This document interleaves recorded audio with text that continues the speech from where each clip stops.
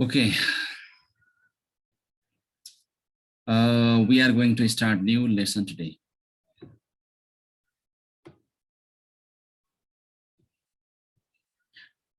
Are you listening to my voice? Yes, sir. Okay, section 2, literature. Last time we did a poem, Who Are You, Little I? So after that, we are doing this lesson. This is a short story. The topic of the story is The Wish by Roald Dahl.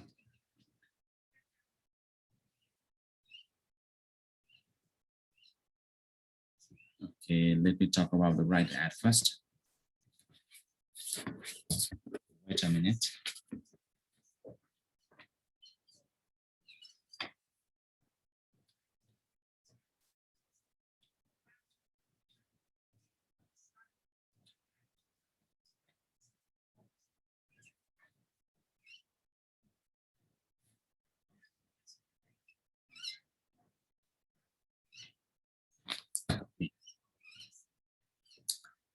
Let me discuss about the writer in brief. Roald Dahl, who was born in 1960 and died in 1990, was a British novelist, short story writer, and screenwriter.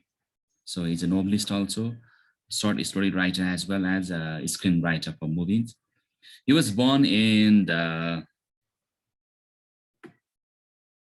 Wales of Norwegian immigrant parents. In Wales of Norwegian immigrant parents. He spent his childhood in England, and at the age of 18, he went to work for the Sail Whale Company in Africa. He went to Africa for the purpose of job. When the World War II broke out, he joined the Royal Air Force and became a fighter pilot. He became pilot as well. At the age of 26, he moved to Washington, D.C. and began to write. After establishing himself as a writer for adults, he began writing children's stories in 1960 while living in England with his family. He is now considered one of the most beloved storytellers of our time. His fantastic novels include James and the Giant Peach, Matilda and Charlie, and the Chocolate Factory, and many more classics for children, along with short stories for adults.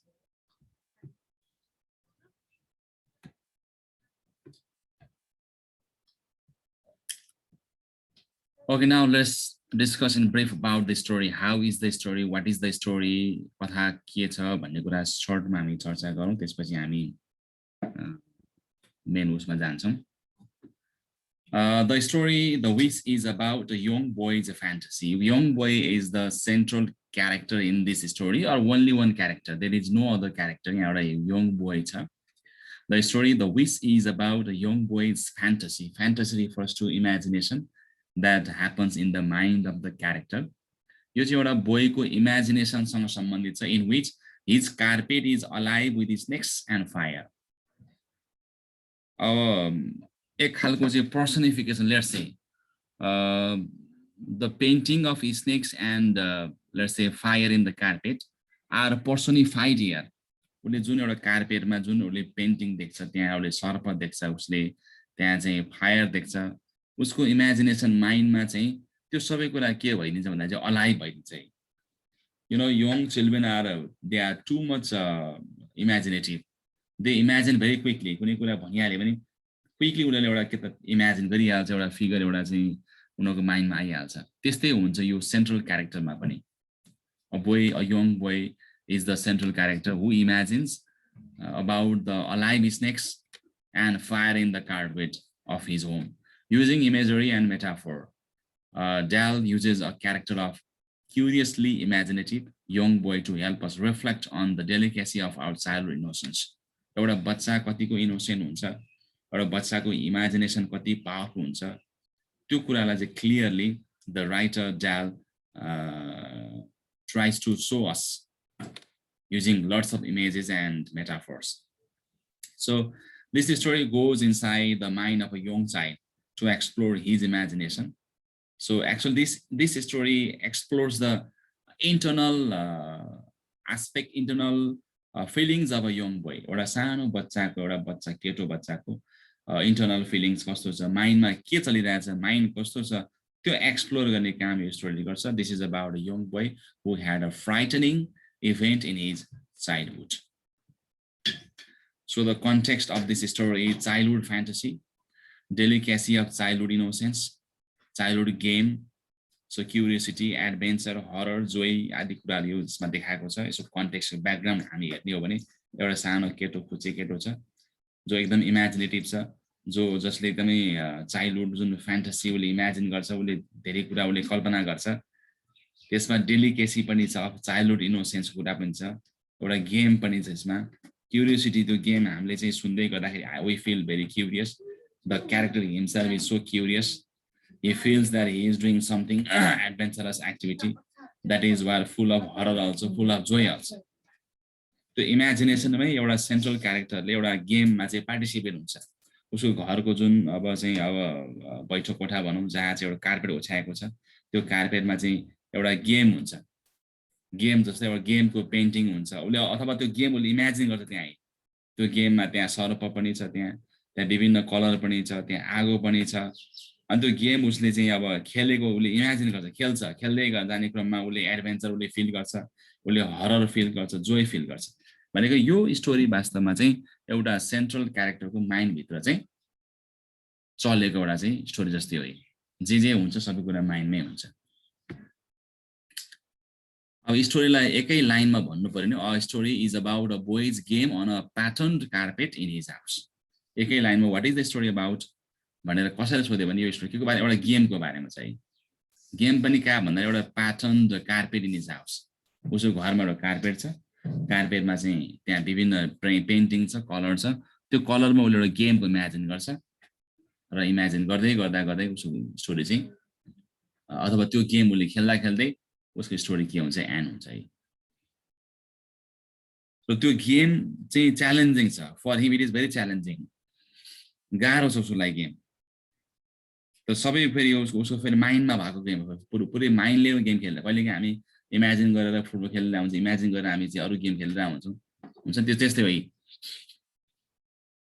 के हुन्छ भन्दाखेरि the wild and imagines a boy. The boy imagines about the game wildly. त्यहाँ carpet छ, red प्याचेस छ, hot कोल छ, कोइला आगो बलिरहेछ. Carpet त्यहाँ कार्पेटमा ब्ल्याक प्याच पनि छ, ब्ल्याक एरिया पनि छ, रेड एरिया पनि छ. रेड एरियाले चाहिँ अब एउटा हट कोललाई सिम्बलाइज गर्यो, पुरा आगो बलिरहेछ. त्यो कार्पेटको एक साइडको पार्ट चाहिँ रातो कलरको छ, अर्को ब्ल्याक कलरको छ. ब्ल्याकले चाहिँ एकदमै अब रिडिङ अथवा पोइजनस स्नेकलाई सिम्बलाइज गरे. The black part of carpet symbol is the symbol of poisonous snakes. The red part of carpet is the symbol of the hot coals. जब त्यो केटोले रातो पार्ट, त्यो कार्पेटको रातो भूभाग देख्छ, रातो चाहिँ उसले चाहिँ पार्ट देख्छ, हि इमेजिन्स अफ वाट एकदमै डेन्जरस तातो आगो उसले इमेजिन गर्छ है. जब उसले ब्ल्याक पार्ट देख्छ, त्यो चाहिँ एकदम पोइजनस स्नेक, सर्पले पुरा उसलाई टोक्ला जस्तो इमेजिन गर्छ. जब उसले येल्लो प्याच देख्छ, येल्लो एरिया देख्छ, त्यसमा उसले आफू सेफर भएको उसले फिल गर्छ है. भनेको red patch refers hot coals here, dangerous zone here. Black patch refers to what? Poisonous snake, that is a dangerous zone. Whereas yellow patch, yellow area refers to what? A safer zone. जहाँ चाहिँ वास्तवमा ऊ त्यहाँ बस्नुपर्ने John चाहिँ yellow प्याच रहेछ है. अब गेमको process, how is the process of the game? He can not step on either red and black patches. ऊ आफैले गेम खेल्छ, गेम इमेजिन गर्छ है. त्यो गेमको रुल्स के हो भन्दाखेरि ऊ त्यो ठाउँ उसले त्यहाँबाट क्रस गरेर पारी पुग्नु पर्यो. र उसले क्रस गर्ने क्रममा उसले चाहिँ रेड र ब्ल्याक प्याचमा अथवा ब्ल्याक एरियामा छुन पाइएन. सायद तिम्रो यस्तो खालको चाहिँ गेमहरू आँगनमा, घरको आँगनमा चाहिँ बच्चाहरूले बनाएर खेल्छ नि. कहिलेकाहीँ चाहिँ एउटा खुट्टाले उफ्रेर पुत्तो उफ्रेर त्यो ढुङ्गा फाल्ने होइन, आफूले ढुङ्गालाई खुट्टाले धकेल्ने, भने ठाउँमा परेन भने ऊ आउट हुने. ठ्याक्कै त्यस्तै त होइन. जे होस् त्यो एउटा चाहिँ बााउन्ड्री हुन्छ, बााउन्ड्रीबाट हिँड्नु पर्यो है. त्यो खालको एउटा गेम भयो यहाँ. He cannot step on either red or black patches. Red र ब्ल्याक प्याचमा उसले टेक्यो भने ऊ आउट भयो अथवा ऊ त्यो चाहिँ प्रोसेसबाट आउट भयो. He can only stick to yellow spots. Yellow ठाउँमा मात्र उसले टेकेर जानु पर्यो. र त्यो गरे बाबा यदि उसले येल्लो ठाउँमा मात्र टेकेर ऊ चाहिँ यदि त्यो उसले जर्नी त्यहाँको जुन त्यो कार्पेटको जर्नी यात्रा पार गर्यो भने उसले के रिवार्ड पाउनेछ भन्दाखेरि ऊ रिवार्ड पनि उसले इमेजिन गर्छ कि मैले यदि यो येल्लो पार्टमा टेकेर यो रेडलाई र ब्ल्याकलाई अभोइड गर्दै नछुइकन अथवा यो पोइजनस स्नेक र यो आगोमा नपरिकन मैले यल्लो सेफर जोनमा मज्जैकेर म त्यो पारी पुगे भने अथवा उति माथि पुगे भने मैले पुरस्कार पाउनेछु के पुरस्कार he will get a puppy for his birthday if he reaches to the door मैले एउटा पप्पी पाउने छु त्यो पनि एउटा इमेजिनेसन हो पप्पी पाउने छु भोलि बर्थडे हो कि होइन त्यो पनि कन्फर्म छैन बर्थडे भोलि हो भोलि इमेजिन गर्छ र भोलि मेरो बर्थडेमा चाहिँ मैले पप्पी एउटा एज अ गिफ्ट पाउने छु if I cross this let's say journey by stepping only on the yellow patches or safer zone story यही नै हो अब डिटेलमा हामी स्टोरीमा जान्छौं डिटेलमा जानुभन्दा पहिला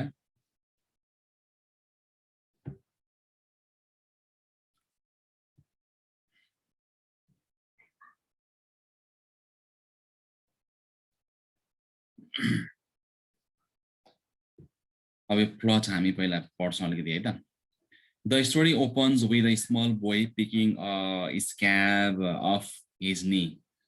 स्टार्टमा चाहिँ के हुन्छ भन्दाखेरि एउटा केटोले चाहिँ एउटा स्क्याब भन्नु एउटा कभरिङ उसले चाहिँ घोडाको लागि घोडा छेक्ने जुन कभर हुन्छ नि स्क्याब उसले टिप्छ एउटा ऊ कुनै एउटा रेसमा जान्ला जस्तो एउटा दौडमा जान्ला जस्तो उसले चाहिँ त्यो फिल गर्छ त्यसरी सुरुमा चाहिँ उसले स्क्याबलाई उसले चाहिँ पिकअप गर्छ The story opens with a small boy picking a scab off his knee as he sits on the stairs. त्यसपछि भर्याङमा बस्छ He becomes aware of the large red, black, and yellow carpet that stretches to the front door. अगाडिको ढोकासम्म त्यो भर्याङदेखि अगाडि ढोकासम्म carpet चाहिँ के त बिछाएको हुन्छ त्यहाँ र भर्याङमा बसेर उसले के त त्यहाँ उसले हेर्छ त्यो कार्पेटमा रातो पार्ट कालो पार्ट र येलो पार्ट हैन रेड ब्ल्याक एन्ड येलो यो तीनटा कुरा तिमीले याद गर red black and yellow carpet that stretches to the front door. He decides that the red patches covers the red areas are red hot lumps of coal.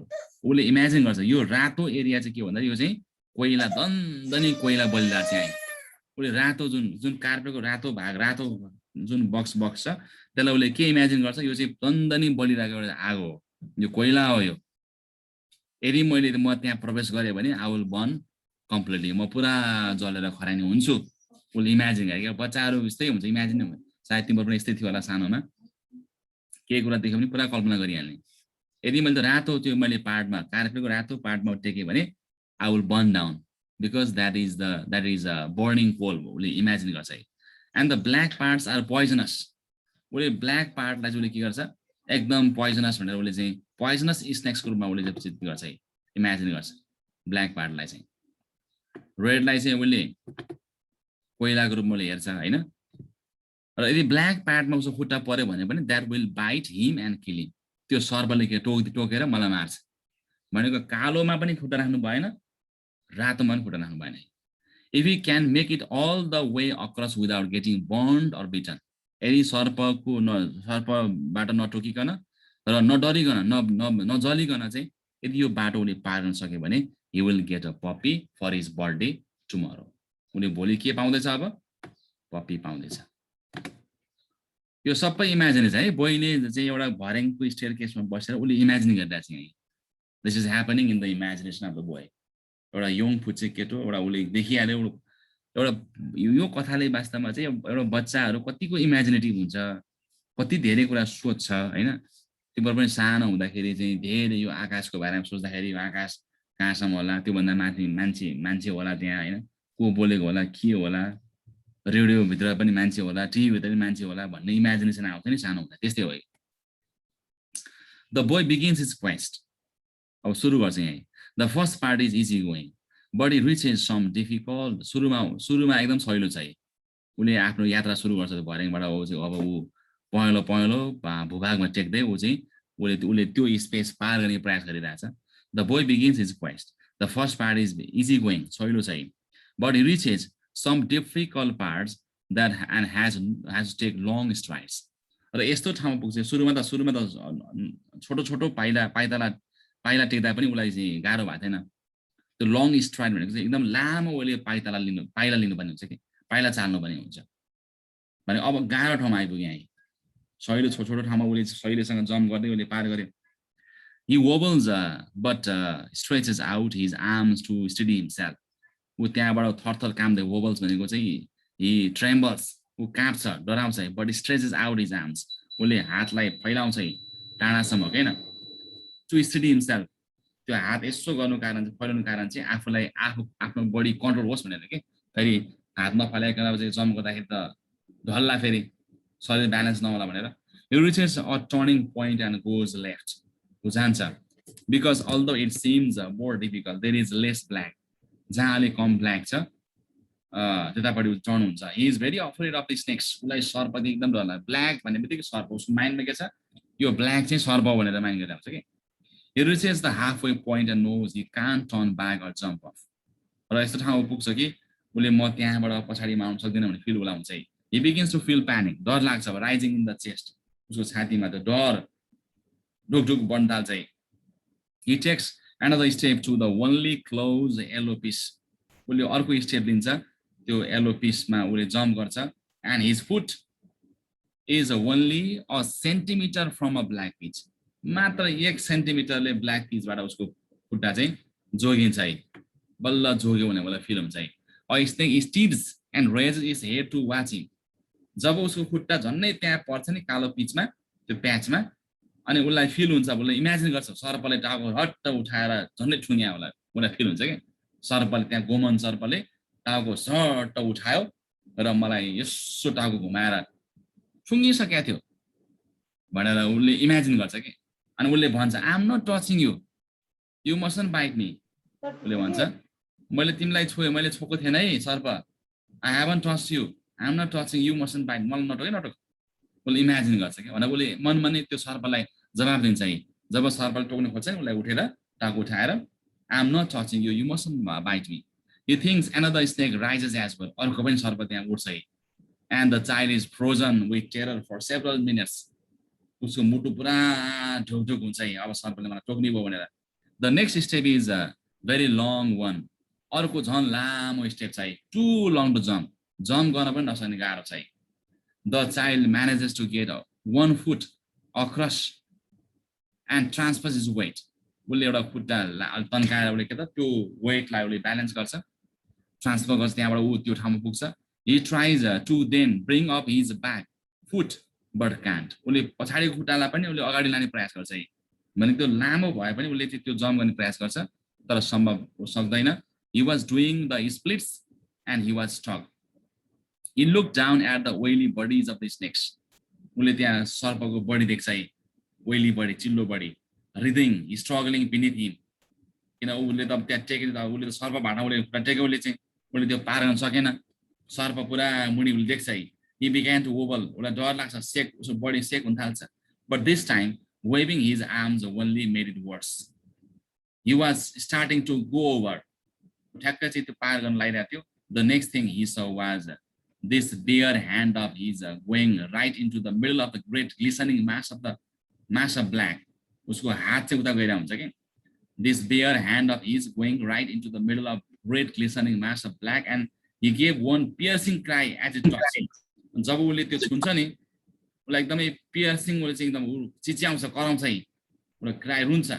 out in the sunshine far away behind the house the mother was looking for her son अनि त्यही बेलामा उसको चाहिँ के त आमाले चाहिँ बाहिर उ चाहिँ आमाले उसलाई खोजिरहेको हुन्छ मेरो छोरो कहाँ गयो भने यता छोरो यतापट्टि भित्र खेलिरहेको हुन्छ हैन उता बाहिर आमाले छोरो बेपत्ता भन्न खोजिरहेको हुन्छ the next thing he saw was this bare hand of his going right into the middle of great glistening mass of black and he gave one piercing cry as it touched out in the sunshine far away behind the house the mother was looking for her son suspense स्टोरीमा स्टोरीमा अरु के पनि छ नि लास्टमा चाहिँ उसको आमाले बोलाउँछ छोरालाई र स्टोरी त्यही एन्ड हुन्छ Actually, in the wish, a boy pulls a scab painlessly off his knee and flings it away. It lands in the distance on a carpet in the hall of his house that is in pattern of red, black, and yellow. The boy decides that the red parts of the carpet are burning coals and the black parts is snakes. He decides the only yellow areas are safe and makes up a story that if he can get to the front door, walking only on the yellow parts, avoiding the colds and the snakes. He will be rewarded with a puppy. You imagination he is doing well when he loses his balance and his hand falls on a black snake. He cries out. The story ends cryptically, mysteriously. With his mother looking for him behind the house. ऊ ठ्याक्क चाहिँ ठ्याक्क लडिरहेको हुन्छ, सर्पमाथि परिरहेको, उसको शरीर सर्पमाथि परिरहेको हुन्छ, त्यही बेला उसलाई आमाले बाहिरबाट बोलाउँछ। Because of the ending, some critics interpret the story not as a boy crossing a carpet pretending it is a dangerous swamp, but as a boy gathering courage to cross a swamp by pretending it is a carpet. The child presents a more interesting view from the reader because he is so imaginative. You take them boy imaginative, sir. The scene before him, as witnessed through his emotionally invested mind, is vivid and suspenseful. For example, we feel as if we are with the boy in an immediate way in the following passage as we experience it through his consciousness. The snake is steered, as though sensing his nearness, and raised his head and gazed at the foot with bright, beady eyes, unblinking eyes, watching to see if it was going to touch. I'm not touching you. You mustn't bite me. You know, I'm not touching you. This is a story about self-confidence overcoming fear. Fear like overcome गर्ने एउटा self confidence कसरी boost गर्ने भन्ने बारेमा story छ. We could argue that the boy is motivated by greed. र त्यो केटो किन यो चाहिँ त्यति गाह्रो उसले उसको इमेजिनेसन त्यति गाह्रो ठाउँ छ नि त हैन. How though it is so difficult complex, why he is working hard? Because he is motivated by something else. Like a gift उसले प्राप्त गर्ने वाला छ. त्यो भने के भन्दा नि the dog. अब मैले यो पार गरे भने मैले कुकुर पाउँछु, डग पाउँछु भन्ने वाला फिलिङ चाहिँ त्यो पनि इमेजिनेसन हुन्छ. But that seems secondary to the desire to face and overcome the challenge. The boy after all knows that he is not really going to be rewarded with the puppy. जब वो conscious भयो, conscious जब उसको आमाले बोलाउँछ वो conscious हुन्छ. Conscious भएपछि उसलाई feel हुन्छ कि मैले त केही पनि पाउने वाला रहन्छ भन्ने उसलाई फिल हुन्छ. कथा तिमीलाई मैले बताइदिएँ है.